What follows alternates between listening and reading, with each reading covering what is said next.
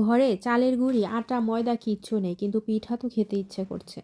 তো চালের গুঁড়ি আটা ময়দা কিছুই লাগবে না এই সুন্দর রেসিপিটা যদি আপনারা শেষ পর্যন্ত দেখেন। নমস্কার, বাঙালিয়ানা হিসেলে সবাইকে স্বাগতম। তো চলুন আমরা রেসিপিতে চলে যাই। ঘরে ছিল মিষ্টি, সেখান থেকে আমি দুটো মিষ্টি নিয়েছি। আর ছিল নারকেল। এখন নারকেল আর মিষ্টি দিয়ে একটা পুর তৈরি করব। যেভাবে গুড় আর নারকেল দিয়ে পুলি পিঠার জন্য পুর তৈরি করে সেই রকমই হচ্ছে একটা পুর তৈরি করব। তো অনেকক্ষণ নাড়বো, নাড়তে নাড়তে যখন এটার মধ্যে একটা আঠালো ভাব চলে আসবে তখনই বুঝবো যে আমার পুরটা পিঠা তৈরির জন্য রেডি। এখন এর মধ্যে দিয়ে দিচ্ছি সুজি। আর এখানে আমি 250 গ্রামের মতো সুজি ব্যবহার করেছি। এটাকে এখন পুরের সাথে ভালো করে মিশিয়ে নিব যাতে কোনো দানা না থাকে।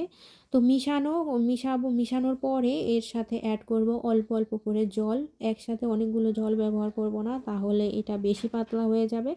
এজন্য আমি একটু একটু করে এর সাথে জল দিচ্ছি আর হচ্ছে মেখে নিচ্ছি, যাতে এটাকে একটা মুঠো করা যায়, একটা ডোর মতো তৈরি করে নেওয়া যায়। একটু চেক করে দেখলাম, এখন মনে হলো যে একটু লবণ দেওয়া হয়নি, তো 1 চিমটি পরিমাণে লবণ দিয়েছি। আর অল্প একটু সুজির দরকার ছিল, সেইটুকু দিয়ে এখন হচ্ছে একটা ডোয়ের মতো রেডি করে নিয়েছি।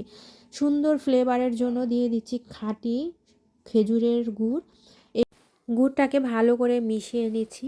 আর এই পিঠাটায় গুড়ের মিষ্টির পরিমাণটা একটু বেশি দিলে পিঠাটা খেতে ভীষণ ভালো লাগে।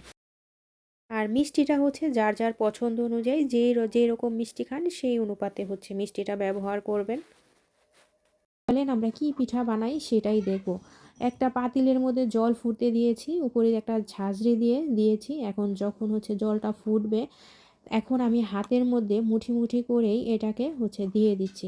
এটা হচ্ছে চাল দিয়ে করলে এটাকে বলে হচ্ছে মুইঠা পিঠা। এখন সবগুলো আমি একটা একটা করে এর মধ্যে দিয়ে দিচ্ছি, একদম সোজা কাজ, ছোট বাচ্চারাও পারবে। তো এরকম সবগুলো দেওয়ার পরে এখন এটাকে আমি যে ঢাকনা দিয়ে প্রায় 20-25 মিনিটের মতো একদম হাই হিটে এটাকে সিদ্ধ করব ভাপে। তো সিদ্ধ হয়ে গেলে এর কালারটা চেঞ্জ হয়ে যাবে। এই যে দেখুন এর কালারটা কতটা চেঞ্জ হয়ে গেছে। এই যে এখন পাশে কিন্তু দেখেন 4টা পিঠা কিন্তু হয়নি, উপরে একটু সাদা সাদা আছে। তো মাঝখানেরটা আমি একটু চেক করে নিচ্ছি যে আসলেই এটা সিদ্ধ হয়েছে কিনা। এই যে আমি উঠিয়ে নিচ্ছি। এই যে কতটা কালার চেঞ্জ হয়েছে বোঝাই যায় ক্যামেরায় যে এটা এটা একদম সিদ্ধ হয়ে গেছে।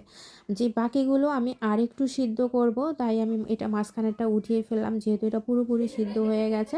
এখন একটা ঢাকনা দিয়ে আমি আবার 10 মিনিটের জন্য এটাকে আবার সিদ্ধ করব। তো 10 মিনিট পর্যন্ত এটাকে সিদ্ধ করার পর চলে আসলাম 10 মিনিট পরে। এই হচ্ছে পিঠার ফাইনাল লুক। খেতে ভীষণ ভালো হয়েছে, কেউ বলবে না এটা যে চালের গুঁড়ি ছাড়া পিঠা। সুজি দিয়ে সুন্দর এই রেসিপিটি যদি আপনাদের ভালো লেগে থাকে তাহলে অবশ্যই আমার